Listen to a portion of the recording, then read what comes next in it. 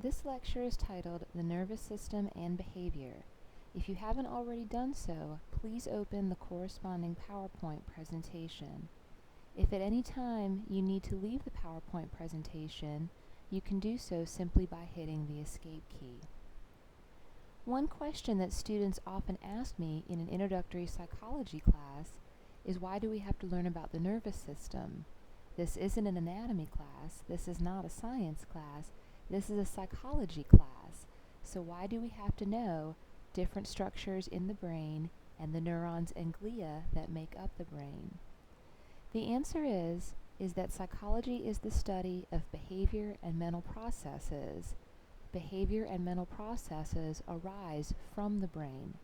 So in order to have an understanding of these things, it is essential that we study the brain, how it develops, how it works properly, and what happens when areas of the brain begin to degenerate or decline in function.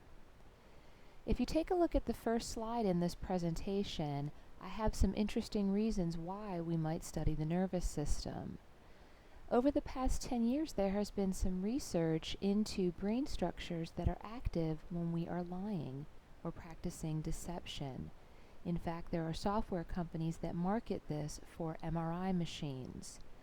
Particularly, areas in the frontal lobe of the brain, the area of the brain closest to your forehead, are active when people are intentionally providing deceptive information. That is, they're making up information. We call that a lie. Another reason why we can study the nervous system is to understand a little bit more about the brain mechanisms and the brain structures and the brain substances that may underlie addiction. While we can't say for sure that it is totally a function of the brain that mediates addiction, we now understand that the brain plays a significant role in addictive behaviors. The addictive behaviors can be drug addiction or alcohol addiction, but they can also be lesser forms of addiction, such as gambling, shopping, and sex. The more we understand about the brain's relationship to addictive behaviors, the more we're beginning to understand that there is one final common pathway that underlies most kinds of addictive behaviors. So if we can effectively target that brain area, we can effectively reduce addictive behaviors. Interestingly, another application of studying the nervous system is having a better understanding of what happens in cases of blindness and deafness. One thing that I always tell my students is that we do not see with our eyes and we do not hear with our ears. We see and we hear with our brain, because it is up to the brain to interpret the signals that come in from our eyes and from our ears.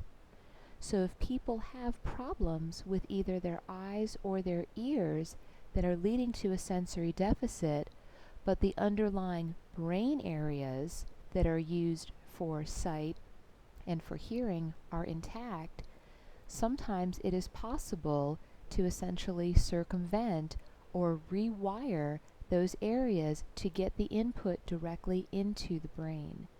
For instance, people with some forms of blindness that originate in the eye can have a little tiny metal plate surgically implanted in the roof of their mouth. That little plate transmits light and dark signals directly to the visual centers of the brain. Now, while this might not help a person see the way that we think of seeing, it can help them find light and dark areas.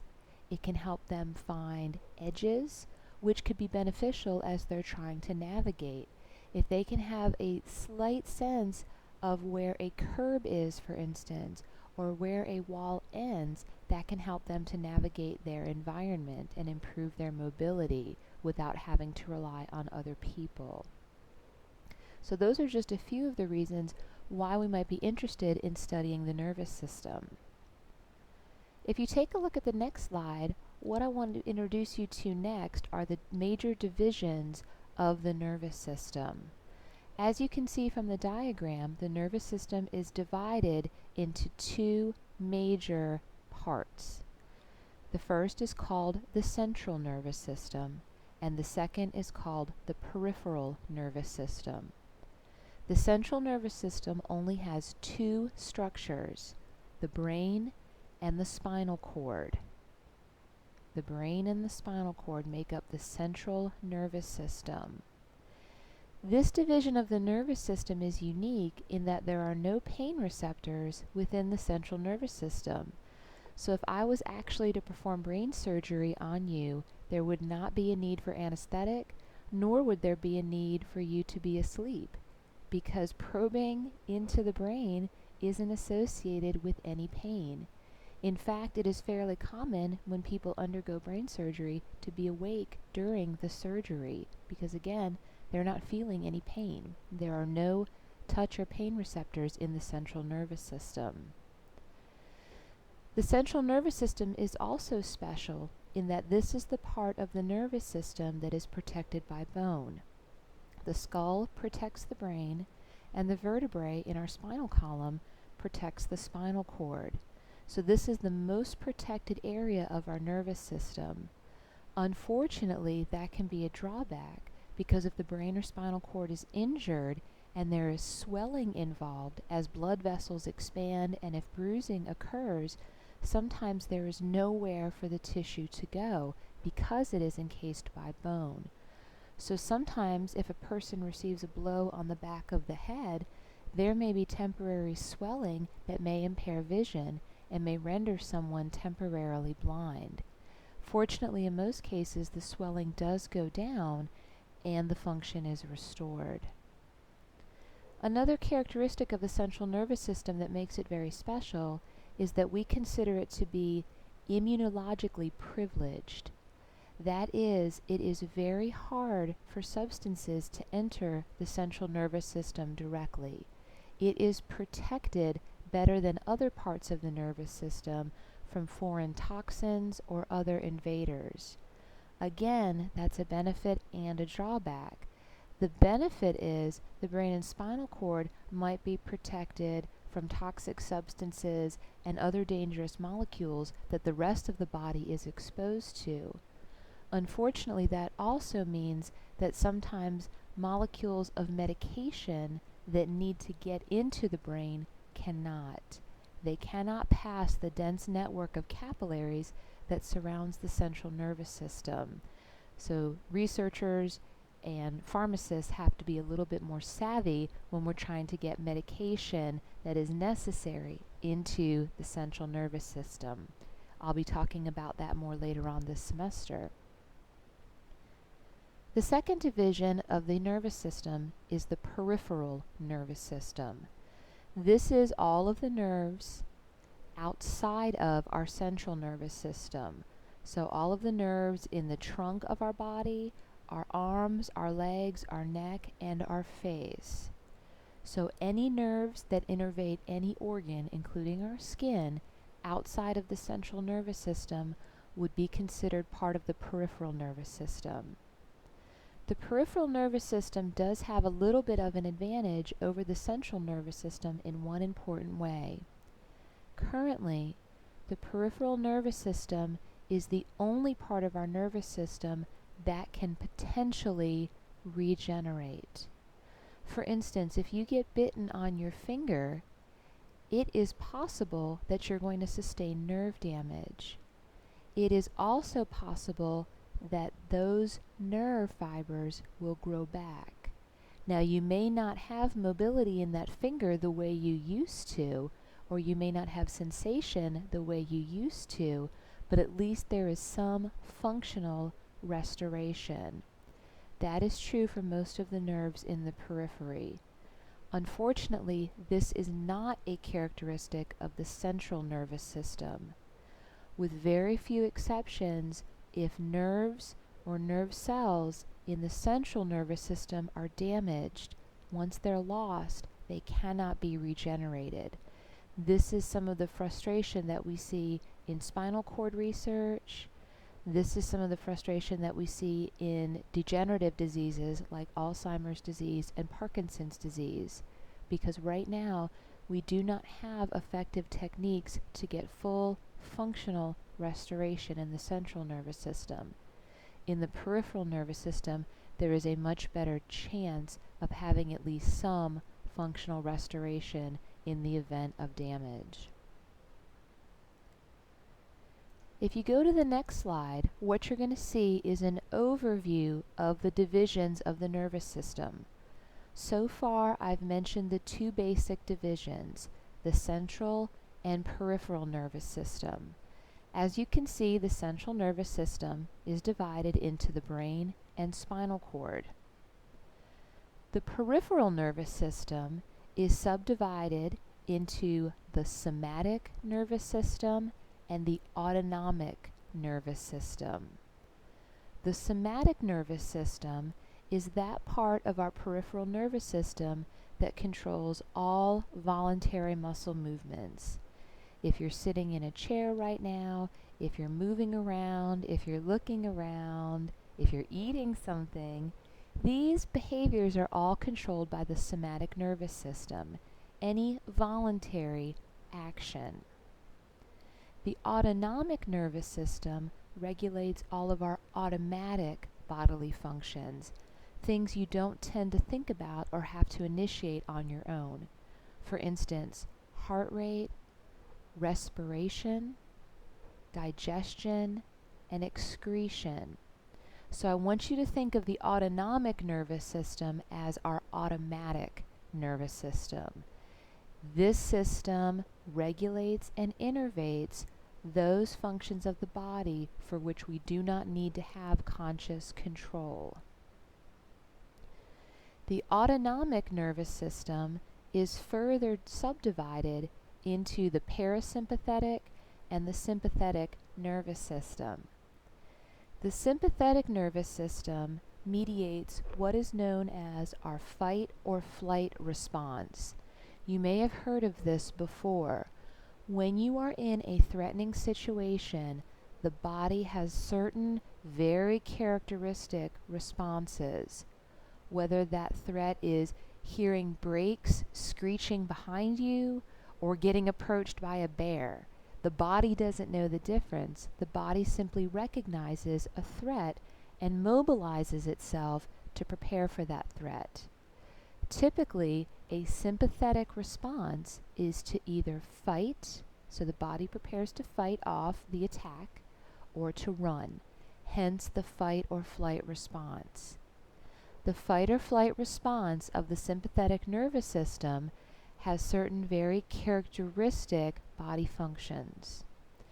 When you are placed in a stressful situation and the sympathetic nervous system is activated, you will see a couple of very distinct things happen. In no particular order, your pupils dilate. You can see this if you're playing with a cat who is about to pounce on a toy. His or her pupils will dilate right before the attack. During the sympathetic response, you may have dry mouth. You salivate less. The body is trying to shift all functions to what is necessary, and salivation isn't necessary if you are threatened.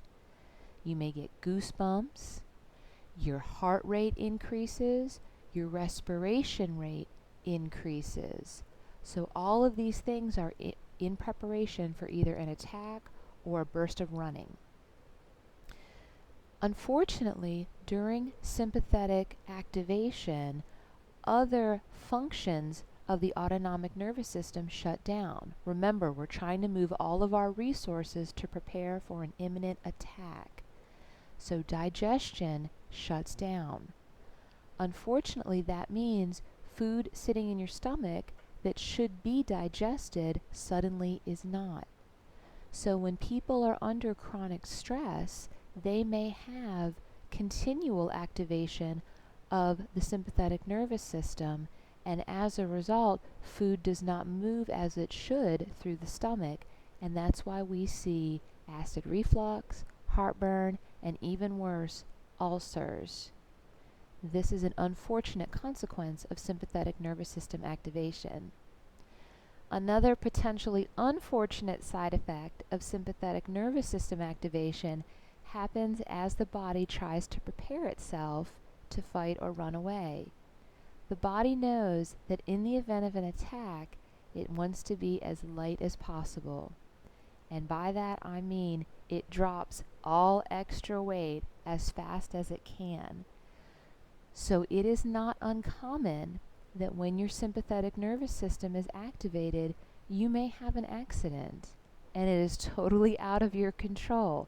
This is just a biological reaction to an environmental stressor. So if this has ever happened to you or someone you know, at least you can rest assured that it is your body's fault. It is not your fault when sometimes you have an accident in the case of extreme stress. The other division of the autonomic nervous system is called the parasympathetic nervous system. This is the part of the autonomic nervous system that maintains our body, repairs our body, and keeps regular functions going.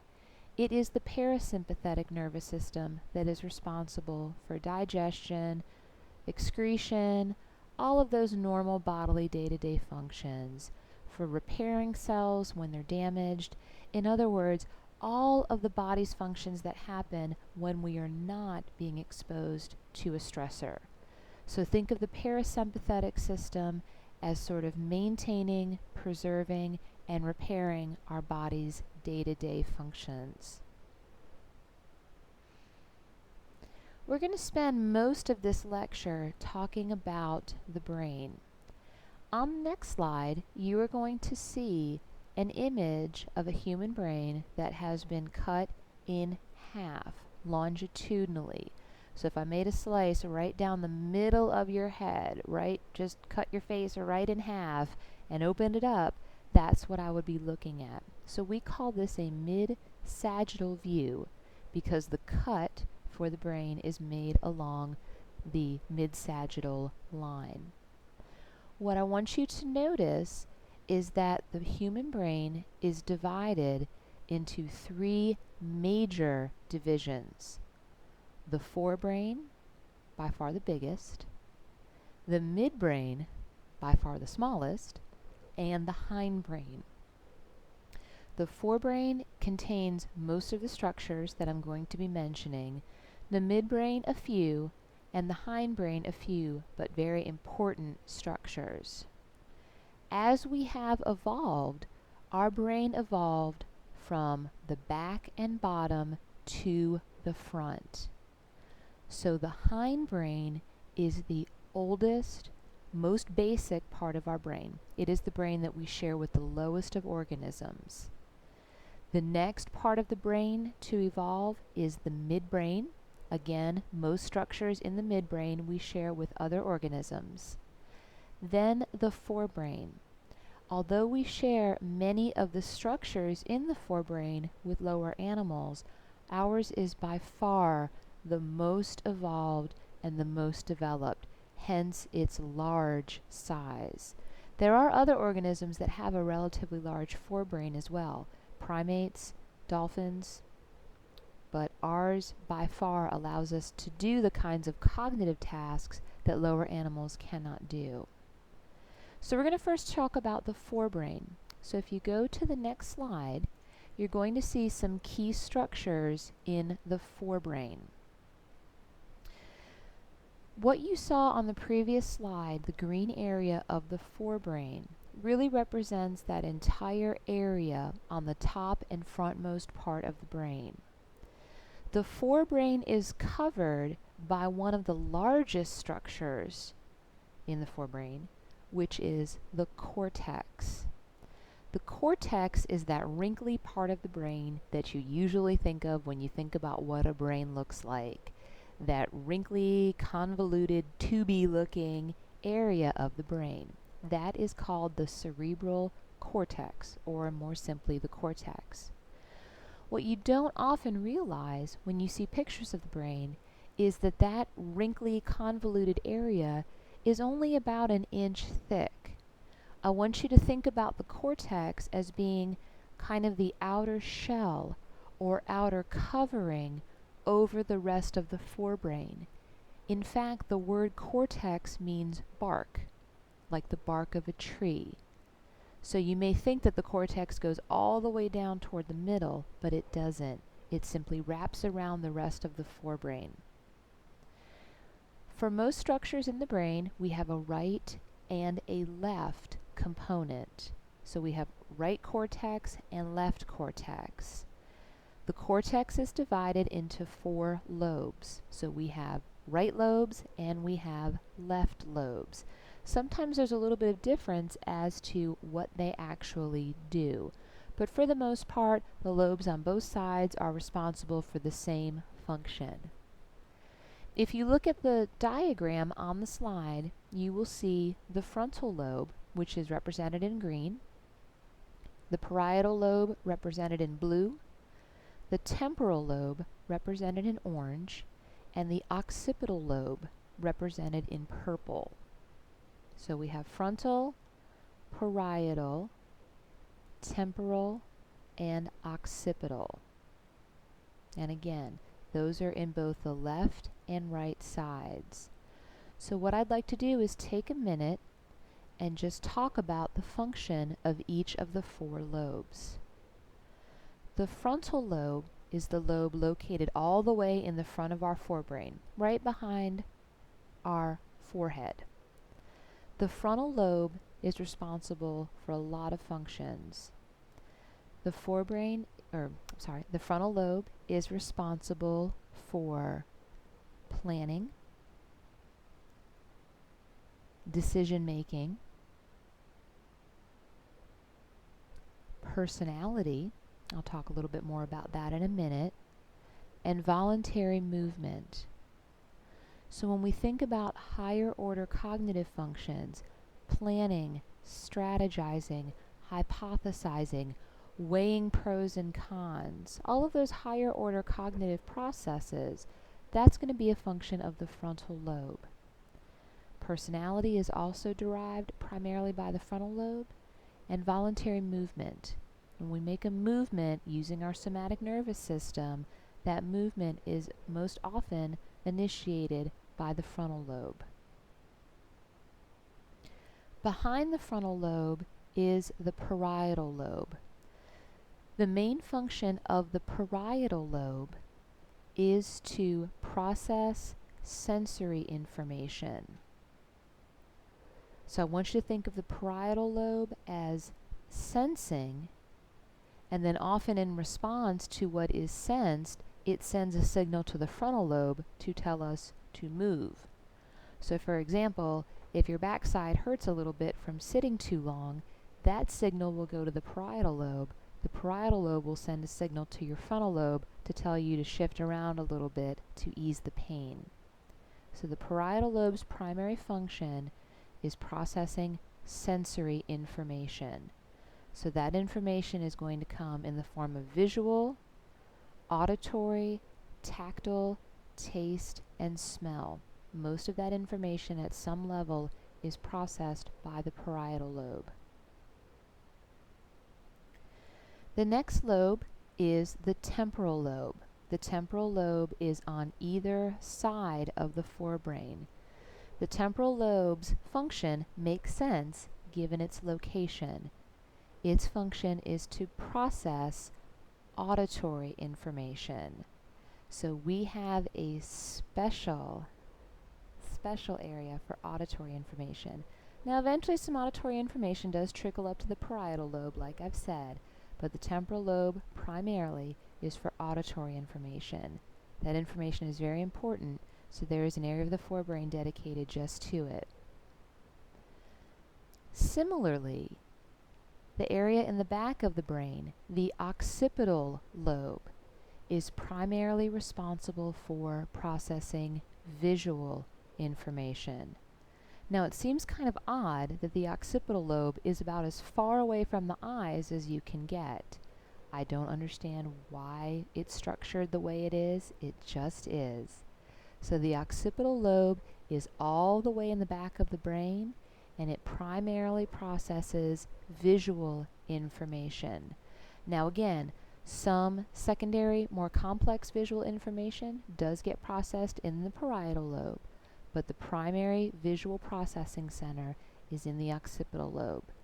That is why it is not uncommon that if you've taken a blow to the back of the head, that you may have, at least temporarily, some problems with vision. But again, fortunately, it does tend to come back.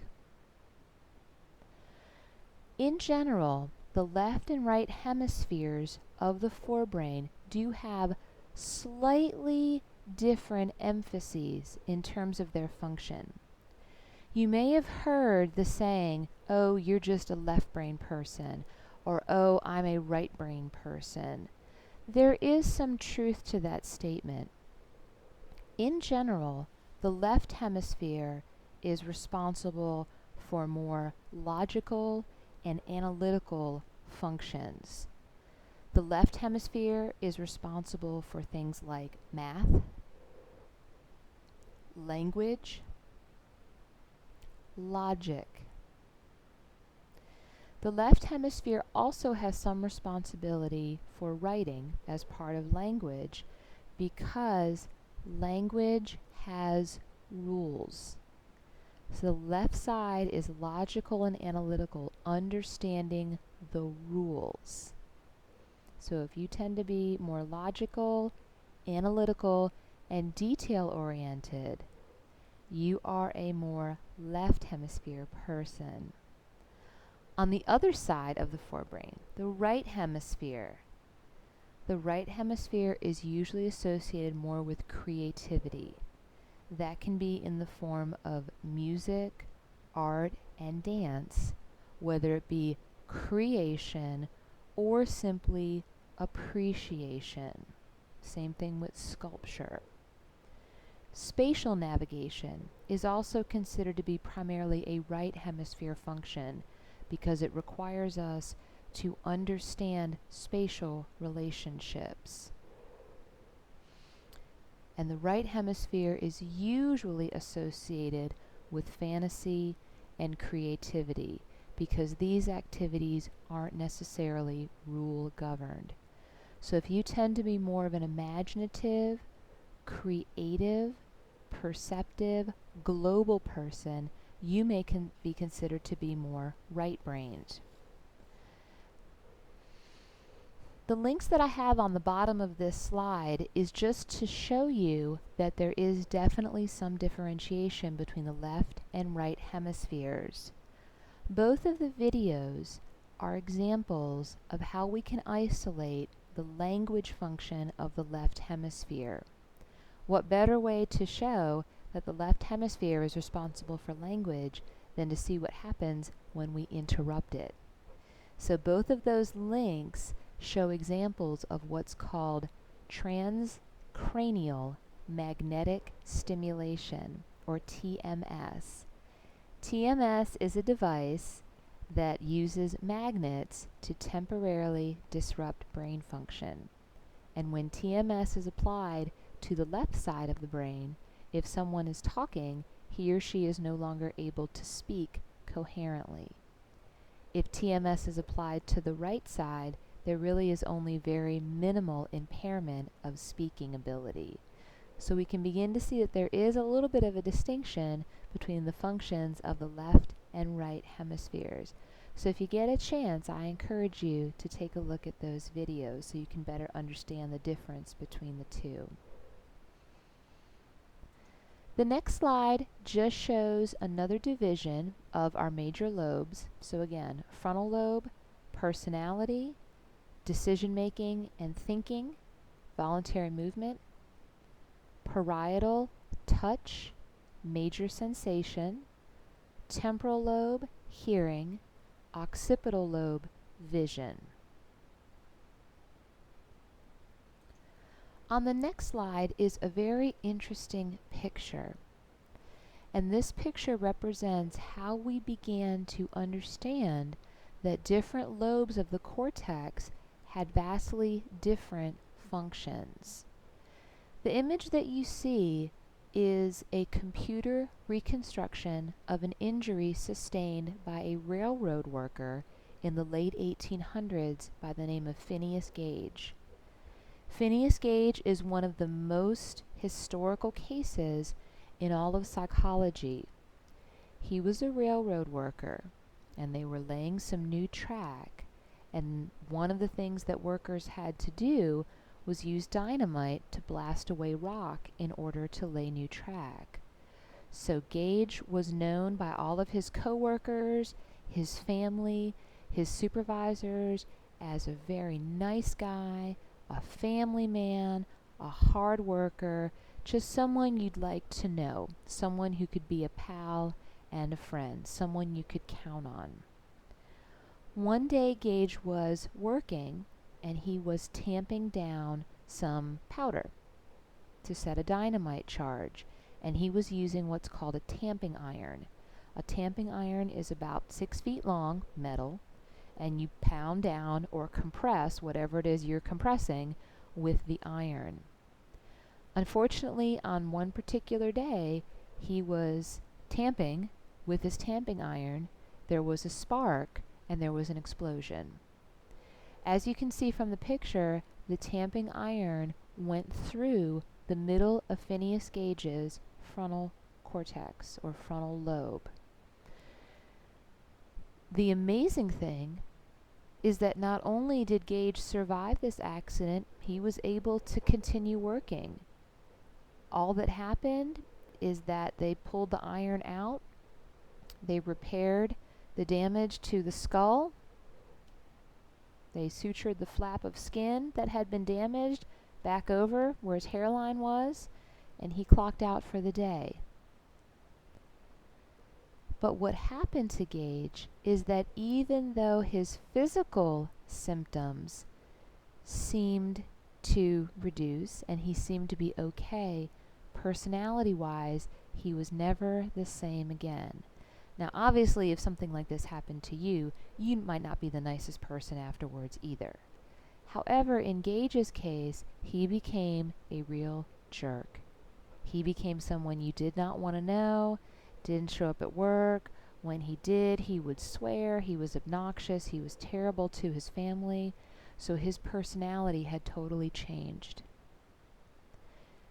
Personality changes are common for people who sustain frontal lobe damage. It is heartbreaking because the realization sets in that although physically this person has recovered from whatever trauma he or she experienced, that person may never be the same again. Because the frontal lobe really houses what makes us us, what makes us unique individuals. So again, learning from the case of Phineas Gage helped us better understand the important role that each of the cortical lobes has and what happens when there is damage or degeneration in those areas.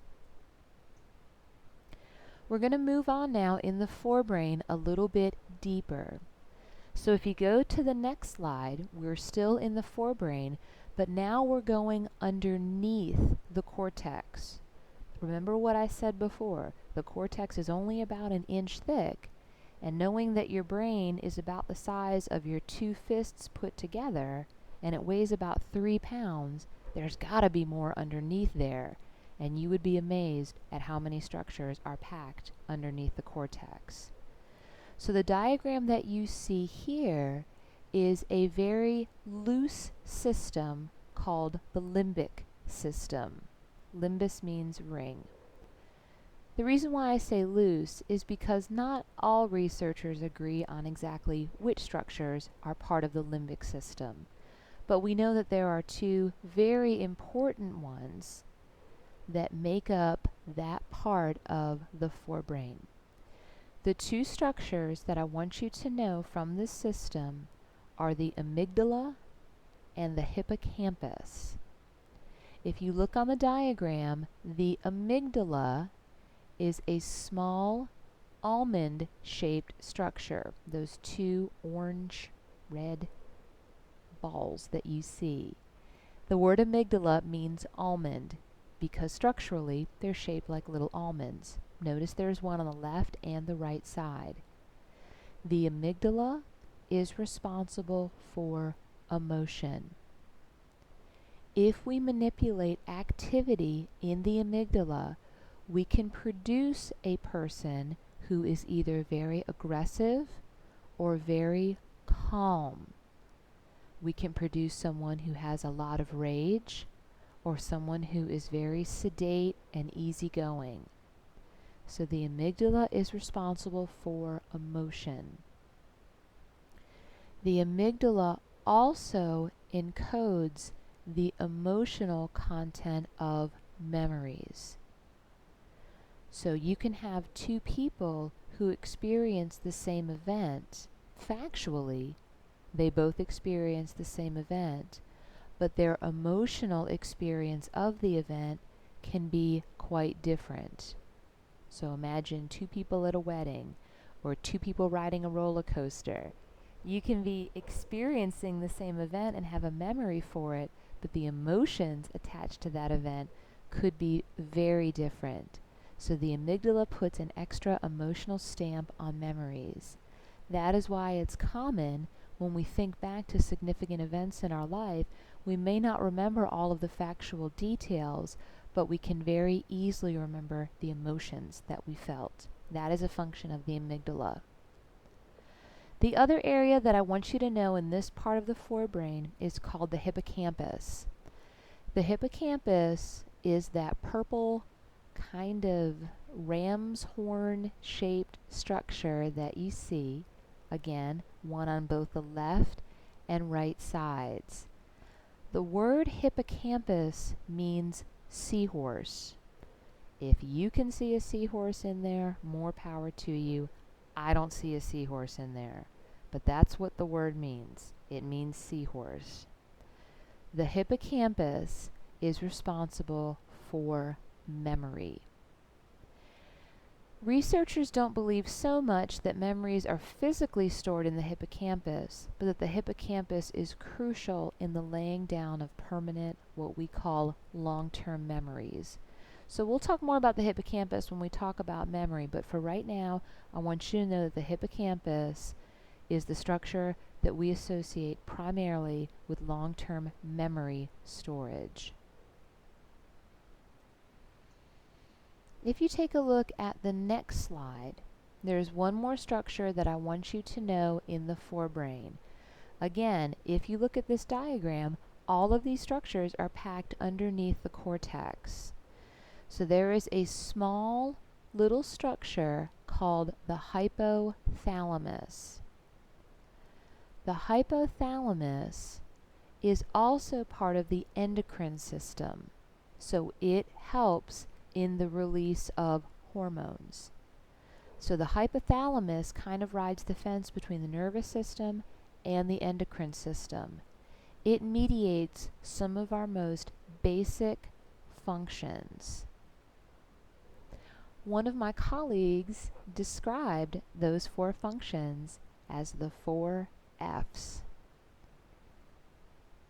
Feeding, fleeing, fighting, and sex. The 4 F's are basic biological functions that we would share with lower animals. Hopefully you will not forget the 4 F's. You will know what the hypothalamus is responsible for.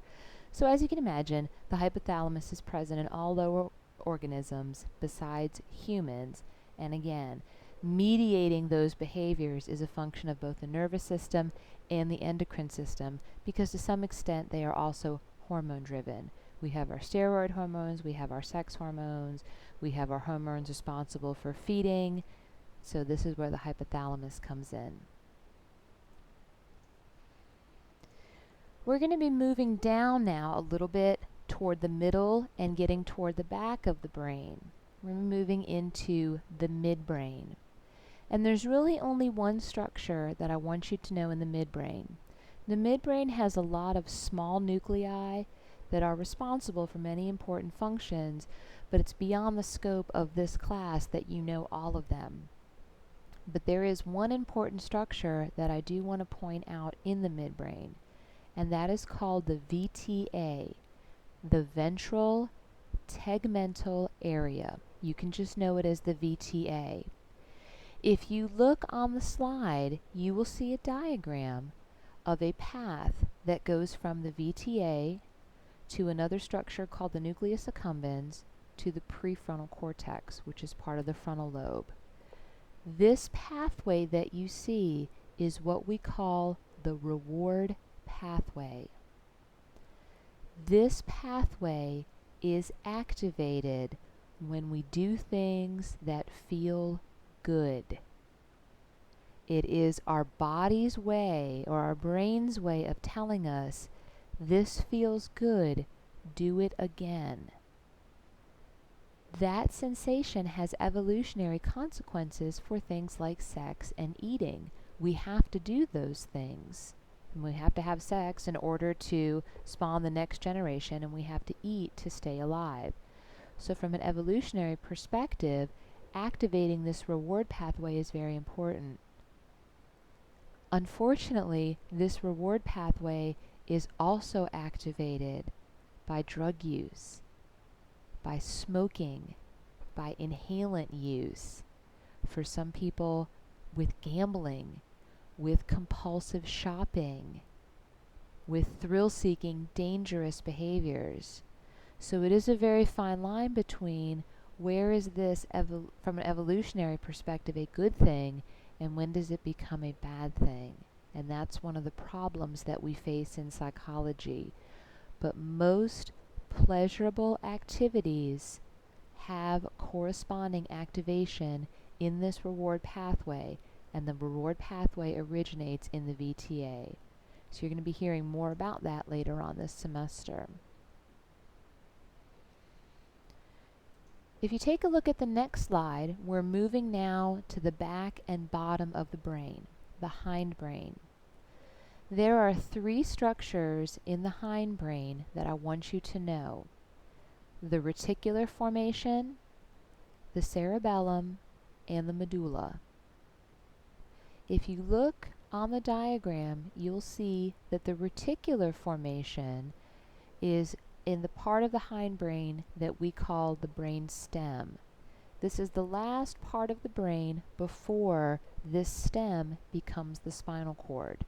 So in the front of the brain stem is the reticular formation. The reticular formation is responsible for our sleep and wake patterns. So the reticular formation is active when we are waking up. It is active when we are falling asleep. So it regulates our sleep and wake cycles. If you damage the reticular formation, depending on where the damage is, you can produce an organism that either sleeps all the time or is awake all the time. And as you can imagine, neither one is going to lead to a good prognosis. So this is an area that is very important. Our sleep and wake cycles are critical. The next structure in the hindbrain that I want you to know is the cerebellum. The cerebellum sits up underneath the bigger area of the brain, which is called the cerebrum. The word cerebellum actually means little brain because that's what it looks like. The cerebellum is responsible for a few things, but most importantly for the purposes of this class, I want you to note the cerebellum is responsible for balance, coordination, and fine movements. So really all of those kind of small adjustments that you might not even be aware of that keeps our posture intact and keeps us balanced. So balance and coordination and the fine motor movements that accompany those activities. As you can imagine, the cells in the cerebellum are among the first to be affected by alcohol. So most field sobriety tests are actually tests of cerebellar function, because one of the first things to go with excessive alcohol consumption is the very things that the cerebellum is responsible for: coordination and balance. The last structure in the hindbrain that I want you to know is the medulla. The medulla is in the brainstem in the back. So this is the last stop before the brainstem becomes the spinal cord. The medulla is responsible for breathing and heart rate, respiration and heart rate. The medulla is where our life-sustaining functions are. This is why it is critical, if it is suspected that a person has a neck injury, that the neck is kept immobile. Because if you take a look at the diagram, you see exactly where the medulla is. It is in a very vulnerable position. It is at the top of the neck. Damage to the medulla is fatal. Because it controls heart rate and respiration, damage cannot be undone. So in most cases, medulla damage is fatal. So that's why it is critically important in the case of an accident to keep the person's neck immobilized. What I want to show you on the next couple of slides are just simply how we study the nervous system. The 3 ways that we can investigate the nervous system are on this next slide. You may have heard of these.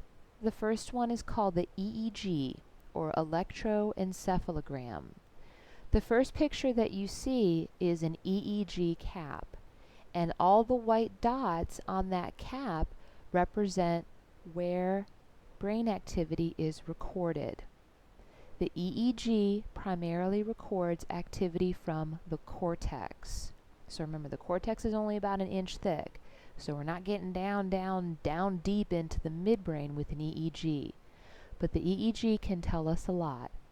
The EEG can tell us if there is abnormal electrical activity. That might be indicative of a seizure disorder. The EEG can also tell us what stage of sleep a person is in, because different stages of sleep are associated with different kinds of electrical activity in the cortex.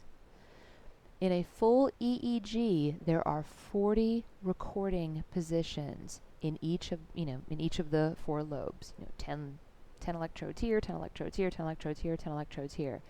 There are simpler EEG setups that may only record from 10 or 20 positions, but this cap represents the full complement of 40 recording sites for the EEG. You may have had an EEG study if you've ever had a sleep study done. That's fairly common, or if you've had a seizure. Seizures happen for a lot of reasons. In a lot of cases, they don't indicate any kind of seizure disorder. It's just a one-time thing. But it is likely that if you've had a seizure, you may have an EEG study done just to be sure the seizure doesn't represent something else, something that may be anomalous. If we want to look more at the function of different areas of the brain beyond just the cortex, we have a couple of techniques at our disposal. The first one is called fMRI, or functional magnetic resonance imaging. The MRI machine uses magnets to detect activity in the brain. So it can be localized to a particular area or more global activity. What you see on the slide is a picture of a typical MRI machine. They are not necessarily the quietest machines. The magnets aren't very quiet, but technology has improved. For people who are a little bit claustrophobic, they have open MRIs, so you don't have to slide into this little donut tube. The top part is actually open. The other way that we can look at brain function is by using a PET scan. PET stands for positron emission tomography. PET scan images are based on the amount of glucose that an area of the brain uses. Glucose is the brain's food. The more glucose an area uses, the more active that area is presumed to be. So before a PET scan, people are injected with a dye in which the glucose molecules are tagged with a tiny radioactive marker, and that's what we see on the scan. The radioactivity is a very low level and does not do any harm, but we look at the emissions of the radioactivity to determine which areas of the brain are active. So if you take a look at the next slide, you can see some images from MRI and PET. The MRI images here are black and white, but you can see the resolution is very good. It is very easy to detect areas where there is bruising, in other words, where there is blood present, where there is areas of swelling, and potentially tumors. And then, of course, we can also see functioning if we apply color to the functionally active areas. Over on the other side, the more brightly colored images are PET images. So as you can see, areas that are more lit up, the reds and the yellows, are associated with higher activity. The areas that are blues and greens are associated with lower activity. So we can pinpoint, based on the areas of activity, what activity the person might be doing. For instance, on one of the PET scans, there is some red over on just the right side, kind of in the middle. So I would guess that that person is probably listening to something, whether it's listening to speech or listening to music, because it looks like the temporal lobe is active at that moment. For the last part of the lecture, I want to talk a little bit about the cellular components of the nervous system. In other words, what are the individual cells that make up our nervous system? There are two major types of cells in the nervous system: glia, or glial cells, and neurons. The glial cells in the brain alone number about 1 trillion. That's 1 trillion. There are a lot of them. This is just in the brain. The glial cells are the support cells in the nervous system. They bring food to neurons. They carry away waste from the neurons. They provide structural support for neurons. So I want you to think of glia as kind of the stagehands, or the helper cells of the nervous system. They make sure that the neurons can do what it is that they have to do. Glia are kind of the unsung heroes of the nervous system. Glia are just regular cells, like any other cells in the body. Unfortunately, that also means that they are subject to abnormal tumorous growth. So it is likely that if someone has a form of cancer in the brain, that it is going to be a cancer of a type of glial cell, because they can abnormally replicate when conditions are right for it. The stars of the nervous system are the neurons. The neurons are the cells that communicate with one another to make all of the functions of our nervous system happen. Neurons are comprised of different components, and if you take a look at the next slide, you will see that a little bit better. A typical neuron has 3 parts. The dendrite, or dendrites plural, are the antenna. The dendrites receive information from other neurons. So all of those processes emanating from that neuron are allowing the neuron to receive messages from other neurons. Those messages can number in the tens of thousands at any given moment. It's a very complex system. So the dendrites are the receivers, or the antenna, for incoming information from other neurons. The soma is also known as the cell body. The soma of the neuron is responsible, in addition to just regular cellular processes like any other cell, the soma is responsible for accumulating all of the incoming signals from the dendrites. If the signal is sufficient, the soma will generate its own message and send it down the last part of the neuron, which is the axon. So the dendrites are the receiver, the axon is the sender. The axon carries the message to the next neuron. Axons can be very short or very long. You have an axon that runs from your big toe all the way up to your spinal cord. So they can be very, very long. They have to be able to conduct the signal very, very quickly. You'll notice on the slide that the axon is covered with a layer of insulation, which is known as myelin. Myelin is essentially a layer of fat that wraps around the axons to insulate them to help ensure the message is conducted as quickly as possible with no degradation. Not all axons are myelinated, but the big ones are, the very important ones are.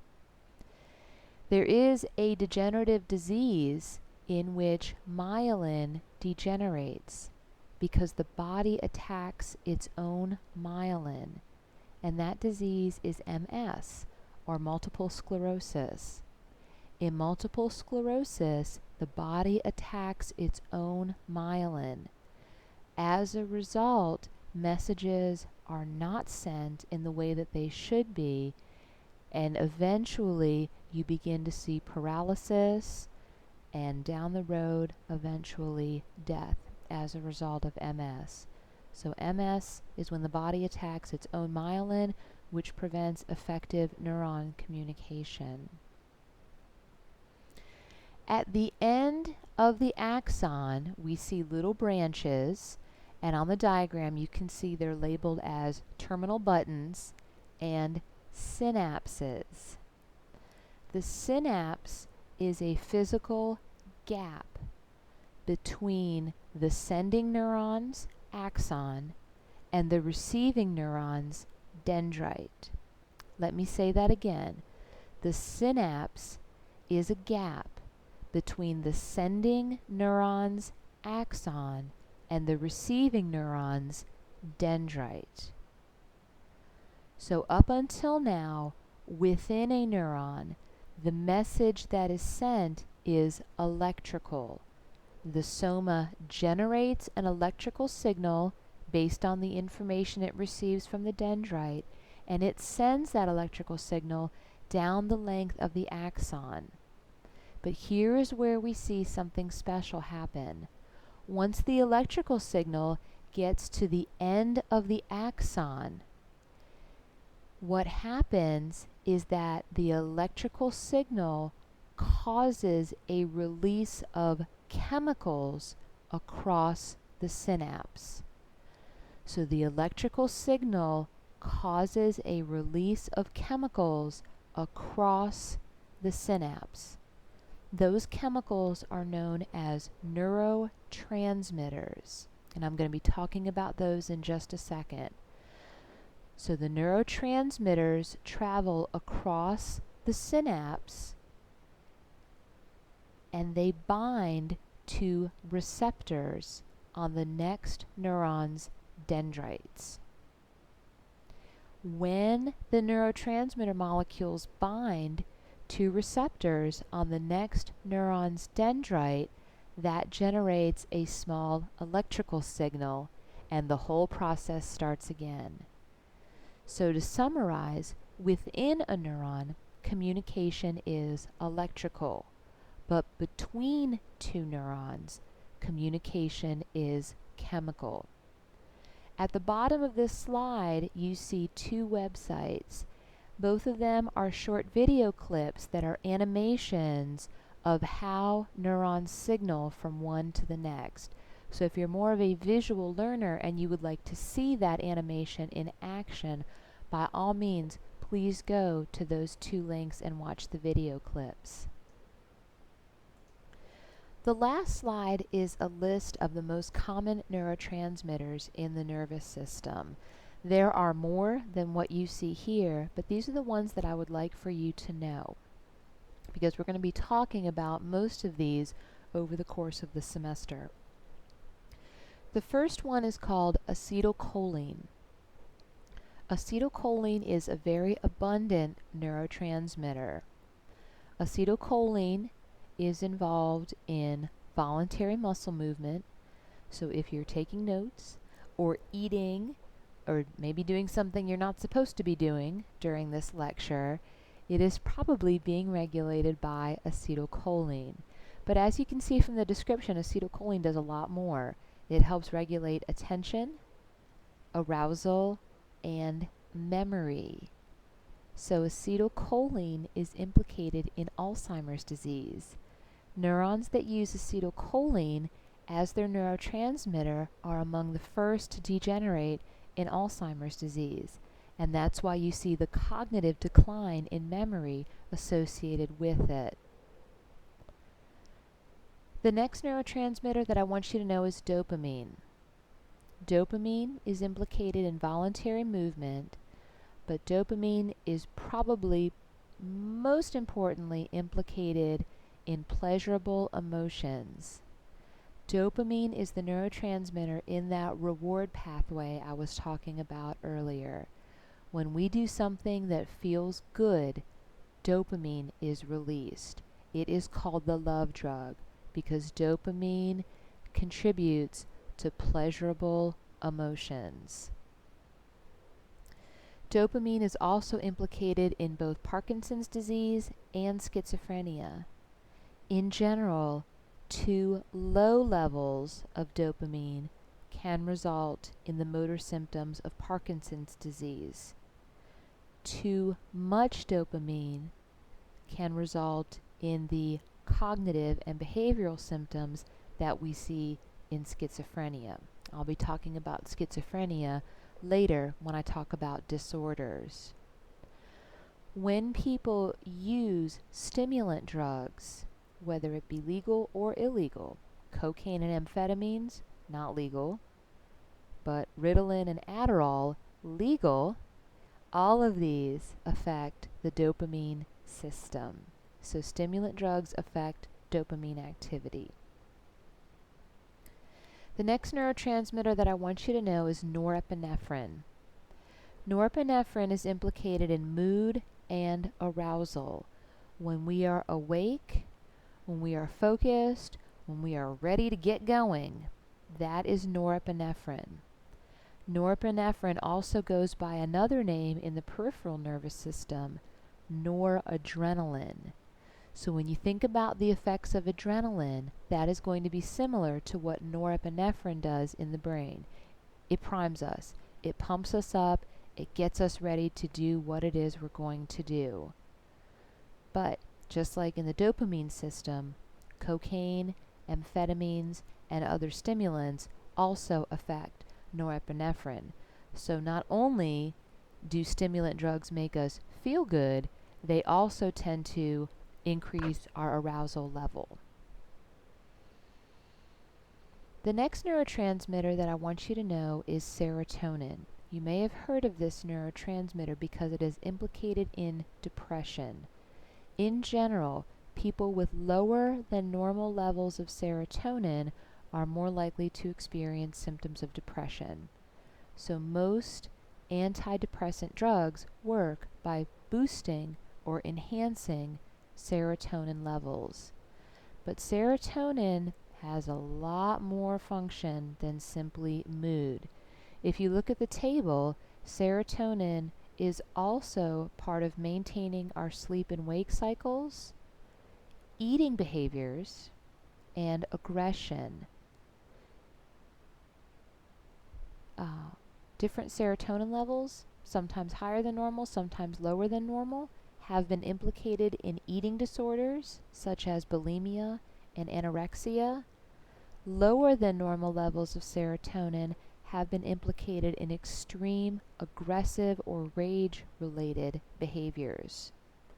And as you can see again, abnormal levels may contribute to depression and also some anxiety-related disorders such as OCD. The next neurotransmitter that I want you to know is called GABA. GABA is the primary inhibitory neurotransmitter in the brain.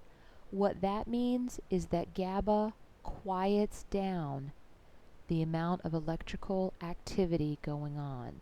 It suppresses overactive neuron activity in the brain. It inhibits it. Now, we might not always want inhibition, but there are some cases in which we do. For instance, in the case of anxiety disorders, people who experience anxiety may have a hyperactive level of activity in the frontal lobe. We tend to associate anxiety with overthinking, overanalyzing, excessive worry, excessive guilt. When those symptoms are present, that might mean that there is too much activation going on in the frontal lobe. So prescribing a medication that boosts GABA levels may decrease that amount of hyperactivation or hyperactivity. GABA is also implicated in seizure disorders. Seizure disorders and epilepsy result from overabundance of electrical activity in the brain. So if we can prescribe a medication that enhances GABA levels, that will reduce the amount of hyperactivity, particularly in the focus of those seizures, and make seizures less common and less severe. GABA is also the primary neurotransmitter implicated in the effects of alcohol. Because GABA has major inhibitory functions, we see that alcohol is a major depressant. It depresses most of our cognitive functions. It makes us a little slow and sluggish cognitively. That's because alcohol boosts GABA levels. It makes us slow and sluggish because it is inhibiting activity in the cortex and the cerebellum. Lastly, I want you to know endorphins. Endorphins are our body's natural painkillers. They also can produce pleasurable emotions or pleasurable feelings, and that's why they tend to be abused. Drugs that mimic endorphins are most of our major painkillers, starting with morphine and all of the morphine derivatives. So Percocet, OxyContin, oxycodone, just to name a few, are all essentially derivatives of morphine. So not only are they painkillers, but they may make us feel good too, and that is why they're likely to be abused. Another drug that works in the endorphin system is heroin. Heroin is another example of what we call an opiate drug, like morphine and our major painkillers. Heroin produces a very distinct euphoric feeling. But these drugs all work by enhancing the brain's natural endorphin system. They work by increasing the body's natural painkillers.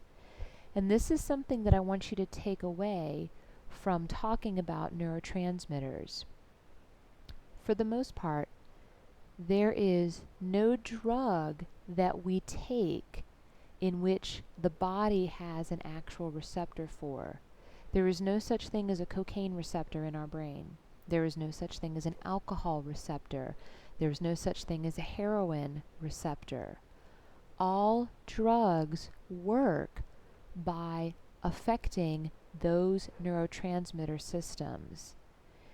If cocaine did not work in the dopamine and norepinephrine system, we wouldn't feel any effects at all. If heroin did not work in the endorphin system, we wouldn't feel any effects at all. It's kind of like giving a person catnip. We don't have any neurotransmitter system that catnip works on, so catnip doesn't do anything for us, but it does do something for cats. So just remember that. The brain does not have any receptors for external substances that we take in the form of drugs. All drugs work by somehow modifying the endogenous, the internal neurotransmitter systems that we have.